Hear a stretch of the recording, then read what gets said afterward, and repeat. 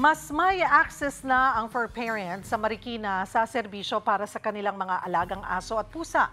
At magtatagal daw ang serbisyong ito hanggat may mga alagang hayop na nangangailangan. Para bigyan ng mukha ang balita, Mobile Journal, Ivan Tarinque. Dito sa Marikina, hindi na kailangan magpa-schedule o pumunta sa mga private clinic para mapabakunahan ng papasuri ang inyong mga alaga. Isang mobile veterinary office ang umiikot ngayon sa iba't ibang barangay sa Marikina. Dito, libre ang pet vaccination, registration, basic grooming at veterinary check-up anuman ang iyong alaga. Wala po tayong pinipili, may lahi man po o aspin or puspin. Lahat po ay libre po yan, basta taga Marikina po. Sa loob ng mobile clinic, naka-aircon at kumpleto pa sa gamit. Consultation po para sa doktor, wala po tayong mga minor operation na ginagawa doon.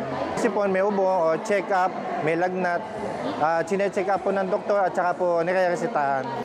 Ang ilang fur parent, maagang pumila para ma-avail ang mga libreng serbisyo.